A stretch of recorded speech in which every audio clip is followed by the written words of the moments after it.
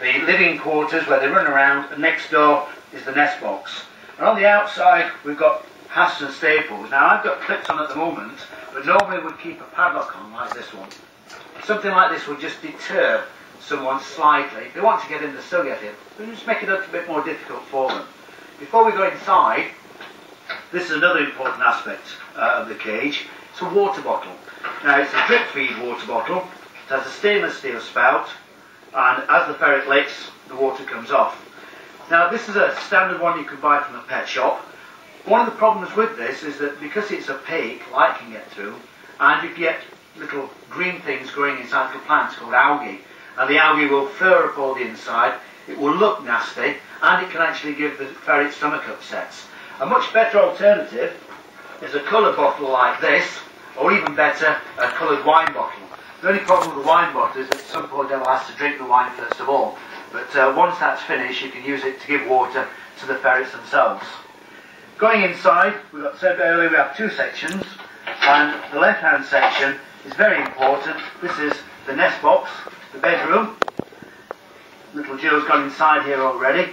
Nice and airy inside here. Lots of fresh straw or hay. Be careful when you actually put this in that it's not mildewed, because any mildew can cause all kinds of health problems for the ferret. So it should be nice and dry, nice and fresh, and it should be replenished quite often. In cold weather, pack the straw in there, because the ferret will carry out any it doesn't need, and when it's really cold it can bury down in the middle of it all and get itself nice and warm. Connecting the sleeping compartment to the run is a pothole, which is situated a few inches off the ground, and that's important because that stops any drafts. Once the animals come into this side, they're completely impervious to anything the weather can throw at them. This is totally weatherproof, totally draft proof, lots of nice warm hay, and they can go in there and they can survive the coldest conditions. The door to this compartment is very important. It's got to be able to open wide and give complete access so you can go straight in there to clean it out. Without that, then you're going to have all kinds of build-up of debris in there, and that's going to lead eventually to disease. When we're closing the door, of course, when we've got ferrets in, be very careful you don't trap any paws in the door. Okay, in the run itself, again, very important that the door opens all the way to allow easy access for cleaning. You notice that inside it's very big, it's quite high and very deep, giving the animal lots of room. Remember, most ferrets will spend the vast majority of their life in this cage. This is the whole world to them. So make sure that there's plenty of room within it. Too many ferrets are kept in very small cages, and that causes all kinds of health problems and psychological problems for the ferrets themselves. At the bottom, we've got shavings, and it's important to put shavings in and not sawdust, because sawdust can actually affect the nasal passage and get into the eyes, and with young stock it's extremely dangerous. Shavings are there to absorb urine and any water that actually blows into there. You can, if you wish, put various objects in there for the animals to play in. A few lengths of pipe, such as downflow pipe or drain pipe, are absolutely ideal and will actually help the ferret to develop its instincts to go underground. Now you notice that below this cup we actually have a second cup, and all I've done is surround the legs which would normally keep this cup off the ground with top quality wire. I put in a solid base and a solid pipe, and I actually have here a second cup so that when I need to have extra space to separate them at any time, I've got that. But what we can do, and this is especially useful in the summer when we have a Jill with youngsters, is connect the two together.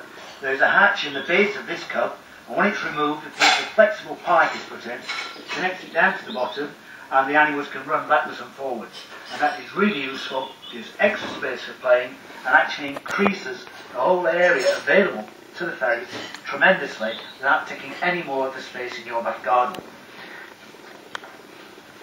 So to sum up, the ferret cup, this is the traditional way of keeping ferrets outside. It's got to be waterproof, it's got to have a good roof that is insulated, it's got to be big and airy, has to be lifted off the ground, and you can turn the bottom part into an extra cup. Don't forget also to use some kind of security to stop mischievous fingers from opening the cage and allowing your ferrets to run free. Another type of outside ferret cage is this. This is the ferret court, and to my mind this is the best type of cage to keep a ferret in.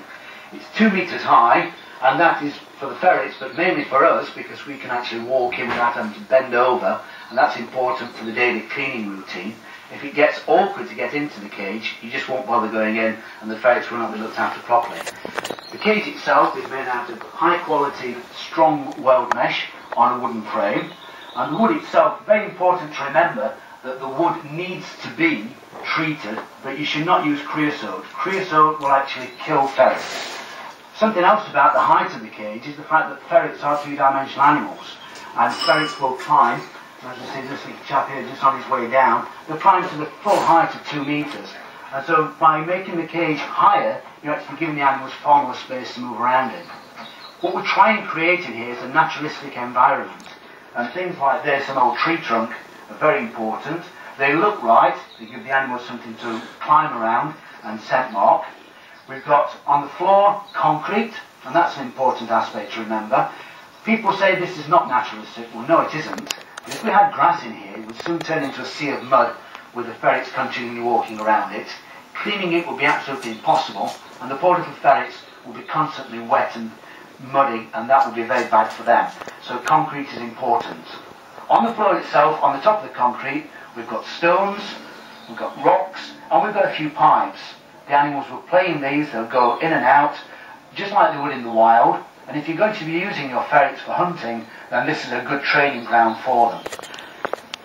A very important aspect of any cage, as we mentioned with the cub, is the nest box. And this particular design has a nest box outside of the cage, which simply gives more space within the cage, but also enables me to go into the nest box to see any youngsters or any problems that may be without having to disturb all the rest of the ferret court. It's divided into 3 sections with an exit and an entrance into each one. They can be shuttered off and blocked from either the outside or the inside.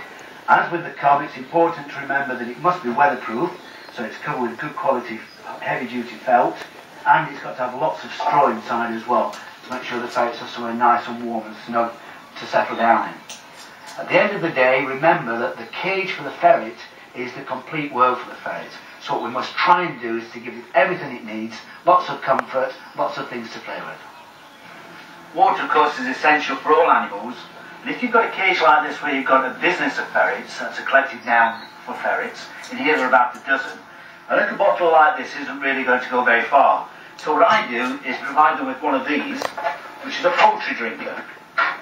Fill it up with water regularly, comes out, as you can see, into the bottom of the trough, and all the ferrets can gather round. And about 12 ferrets, even if they all wanted to drink at once, could gather round there and drink in quite adequate comfort.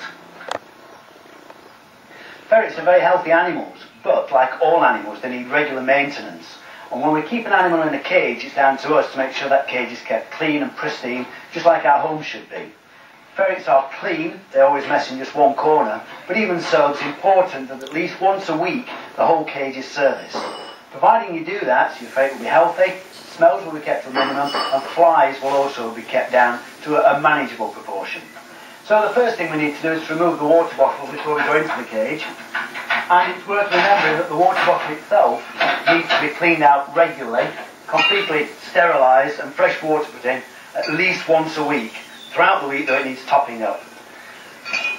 Before we can do much with the cage, of course, we have to put the occupant somewhere safe so that he won't injure himself and he won't escape during the process. So we put him into a holding box. And it's always worth remembering that when you put them in boxes, make sure you put a proper catch on, because the animal can escape. And I guarantee the first time you forget to put the catch on, you'll lose your animal. Next, we come to the cage itself. These cages are made to make life easy for cleaning out, and we can just simply pull out the bottom drawer section. Food dish, well, there's still a bit of food there left from yesterday that is not eaten. That will be discarded and the dish will be cleaned, and that needs to be done every single day. A lot of people fill the food dish up and leave it, and what that does in actual fact is simply make the food at the bottom go bad, go off.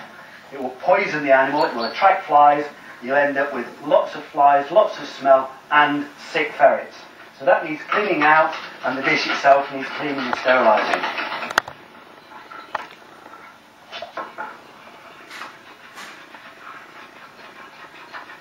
A couple of items you'll find very useful: a normal dustpan and brush, and a scraper.